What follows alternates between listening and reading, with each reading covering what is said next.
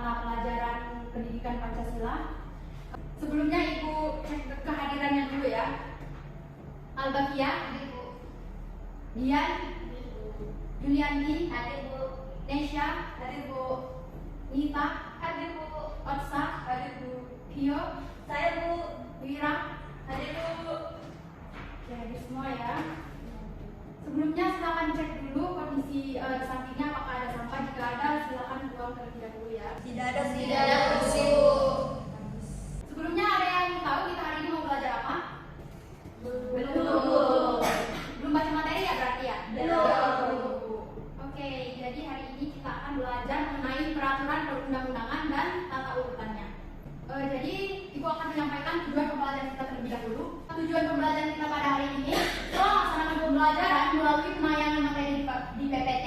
Peserta didik mampu memahami makna peraturan perundang-undangan dan tata urutannya dengan benar. Dan yang kedua yaitu setelah melaksanakan pembelajaran melalui diskusi secara berkelompok, peserta didik mampu menganalisis sikap yang sesuai dengan peraturan perundang-undangan dengan tepat.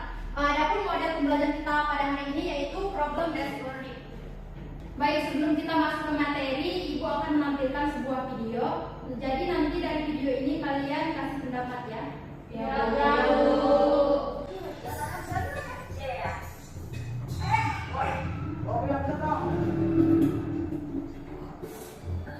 Selamat siang Ibu. Ibu telah melanggar peraturan lalu lintas. Ya saya tahu, saya dari kamu, tapi saya berburu Marisa. Buang saya polisi. Boleh saya lihat SIM dan STNK Ibu? Selamat siang Ibu, bisa tunjukkan SIM dan STNK? Ya, bentar. Ibu bisa terus sebentar dari kita. Aku lagi berburu sama Marisa. Ibu telah melanggar peraturan lalu lintas. Ini bapak apaan sih, Pak? Ibu bisa menghadirinya ke persidangan atau bisa membayarnya. Undang-undang lalu lintas berlaku untuk semua warga negara. Patuhi demi keselamatan Anda di jalan. Oke, dari video tadi ada yang bisa kasih kesimpulan atau pendapatnya? Oke, silakan Kio. Ya Bu, jadi dari video tersebut dapat kita simpulkan bahwasanya hukum itu adil Bu, semuanya berlaku tanpa memandang bulu. Nah, tadi itu kan itu istrinya, nah polisinya suaminya. Nah, jadi walaupun dia suami istri masih tetap ditilang seperti itu Bu. Benar sekali, kita yang video. Ya, pada video tadi bisa kita lihat kalau hukum itu tidak boleh pandang bulu. Sebelumnya ada yang tahu apa itu peraturan? Silakan Dian. Peraturan adalah serangkaian aturan yang ditetapkan oleh pemerintah, organisasi atau lembaga lainnya untuk mengatur perilaku atau aktivitas dalam suatu wilayah ataupun lingkup tertentu. Ada lagi yang mau menambahkan pendapatnya? Silakan Albertia. Peraturan juga dapat dianggap sebagai pedoman tindakan yang memberikan arah atau panduan tentang cara melakukan sesuatu, baik itu dalam kehidupan sehari-hari, bisnis, atau dalam kegiatan pemerintah. Benar sekali, tepuk tangan untuk Albertia. Jadi, peraturan adalah aturan-aturan atau petunjuk-petunjuk yang dibuat untuk memberitahu orang bagaimana seharusnya mereka bertindak atau berperilaku dalam situasi atau lingkungan tertentu. Ini seperti petunjuk yang dapat kita mengerti apa yang boleh atau yang tidak boleh kita lakukan. Peraturan menjaga ketertiban, keselamatan, dan kenyamanan kita semua. Jadi, aturan adalah pedoman tingkah laku.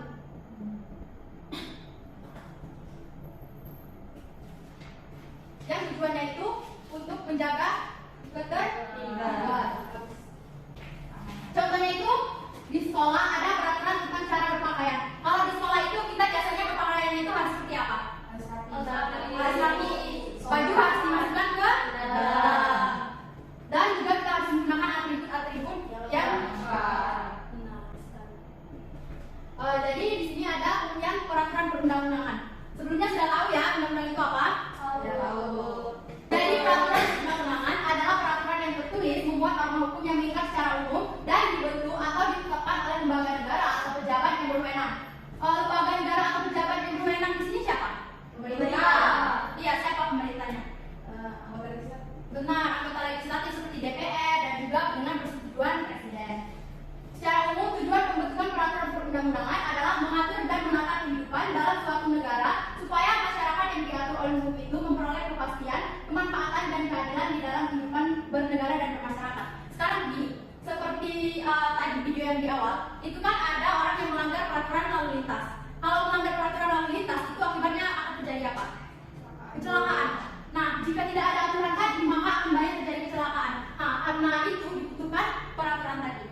Selanjutnya fungsi peraturan perundang-undangan. Yang pertama, norma hukum membuat peraturan perundang-undangan untuk membatasi tingkah laku manusia sebagai warga negara yang harus ditaati.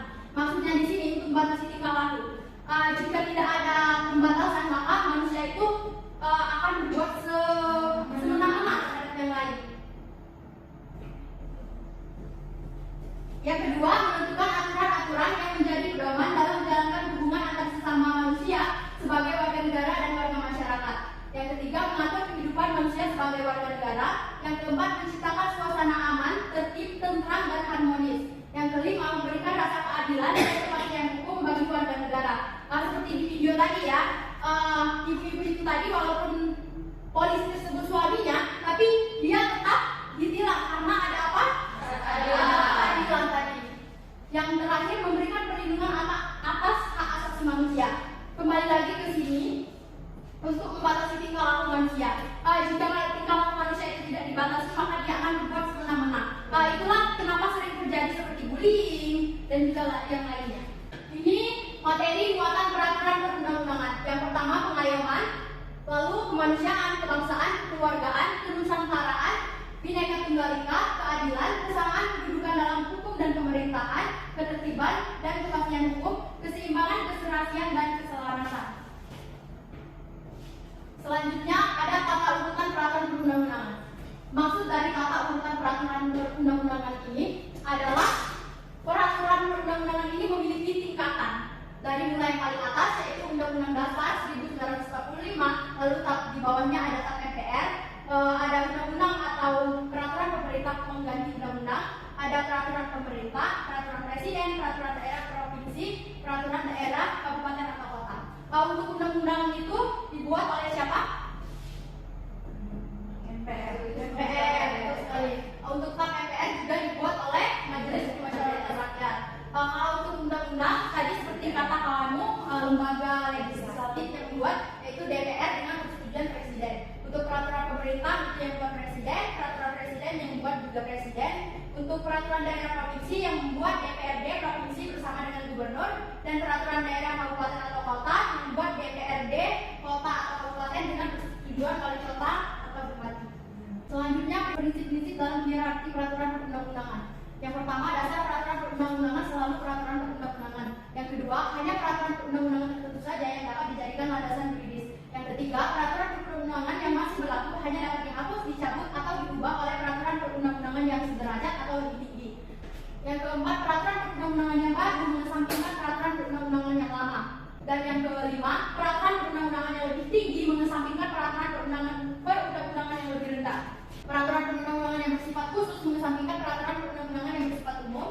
Dan yang terakhir, setiap jenis peraturan perundang-undangan memiliki materi yang berbeda. Oke, dari penjelasan ibu tadi ada yang mau ditanyakan? Saya Bu, silakan Bu. Kenapa peraturan yang lebih rendah tidak boleh bertentangan dengan peraturan yang lebih tinggi? Oke, terima kasih atas pertanyaannya. Tangan dulu. Jadi kenapa peraturan yang lebih rendah tidak boleh bertentangan dengan peraturan yang lebih tinggi? Kita lihat tadi hierarkinya ya. Jadi sebelum membuat peraturan yang di bawah ini sebenarnya kita harus mengacu pada peraturan yang ada di atas. Seperti tadi yang kalian bilang pas awal tadi, Undang-Undang 1945 itu merupakan sumber dari segala sumber hukum. Jadi untuk buat peraturan di bawahnya ini harus berlandaskan hukum yang di atas. Dan juga jika peraturan yang di bawahnya ini tidak sesuai atau bertentangan dengan peraturan yang di atasnya, itu tuh akan menjadi kebingungan, akan terjadi kebingungan baik bagi masyarakat ataupun para aparat penegak hukum. Karena itu tadi bertentangan, jadi agak susah, harus mengacu pada peraturan yang mana. Oke, tugasnya di sini jadi ada 4 gambar. Ini untuk kelompok 1, kelompok 2, kelompok 3, dan kelompok 4. Jadi tugasnya yaitu menganalisis gambar, apakah sikap di gambar tersebut sudah sesuai dengan peraturan perundang-undangan yang berlaku. Jika tidak, apa sanksi yang akan diterima oleh pelaku. Jadi ibu akan bagi kalian menjadi 4 kelompok. Baik, ibu sebutkan untuk kelompok 1 Albertina dengan Dian, dan kelompok 4 Nesha dengan Dionika. Silakan duduk perkenalan saja ya kelompoknya. Waktunya 15 menit saja. Oke, kasih Bu.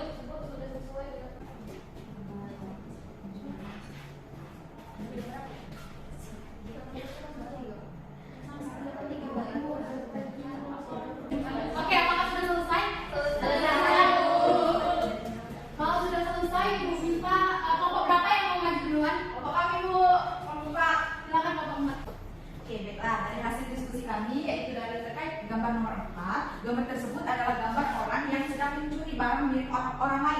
Jadi perilaku tersebut tentunya tidak sesuai teman-teman dengan undang-undang yang berlaku, karena sebagaimana dalam pasal yang mengatur tentang pasal 362 KUHP yang menyatakan bahwa barang siapa yang bermaksud untuk menguasai barang sesuatu yang sepenuhnya atau sebagiannya milik orang lain dengan melawan hukum dipidana karena pencurian dengan pidana penjara paling lama 5 tahun atau pidana denda paling banyak Rp900.000. Jadi dari hasil kelompok kami, apakah ada yang ingin bertanya? Izin bertanya Bu, silakan ya. Jadi pertanyaannya, apa yang harus dilakukan pemerintah untuk mencegah terjadinya kasus pencurian tersebut? Silakan kelompok. Izin Bu untuk menjawab.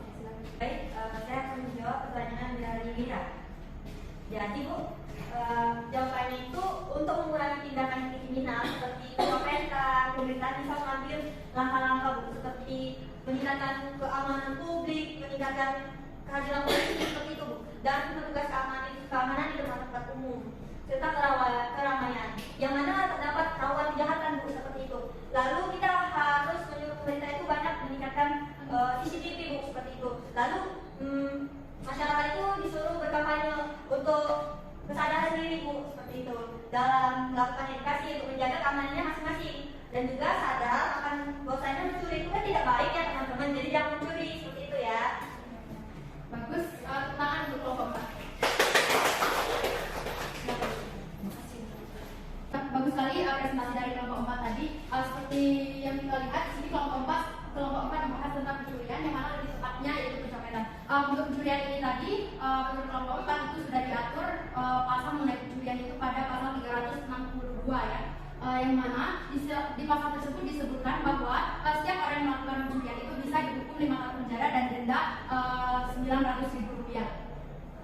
Benar kata kelompok 4 tadi, untuk mencegah hal tersebut terjadi, kita bisa mengamankan barang-barang pribadi kita seperti membawa saat di keramaian, mengawasi barang-barang kita, dan juga langkah yang bisa dilakukan pemerintah itu seperti dengan menambahkan banyak CCTV di tempat yang rawan seperti itu ya. Dan juga pemerintah harus melakukan kampanye mengenai pada masyarakat agar masyarakat ini tidak melakukan pencurian ini karena denda dan sanksi yang ditetapkan tadi. Baik, jadi mengenai pembelajaran hari ini ada yang mau memberikan refleksinya? Saya Bu, silakan. Jadi untuk pembelajaran hari itu sangat menyenangkan sekali ya Bu. Jadi tahu bagaimana kita tahu tentang undang-undang serta aturan-aturan yang berlaku.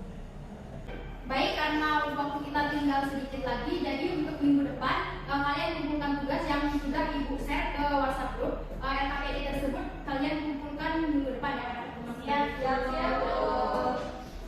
Dan juga sebelum pulang silakan berdoa terlebih dahulu. Baik, saya memimpin doa untuk kita dengan agama Islam. Berdoa mulai. Bismillahirrahmanirrahim. Wal asri innal insana lafi khusr illa alladziina aamanu wa 'amilus sholihati wa tawassaw bil haqqi wa tawassaw bis sabr. Shadaqallahul azim. Baik, untuk pelajaran hari ini kita cukupkan ya. Wassalamualaikum warahmatullahi wabarakatuh. Waalaikumsalam.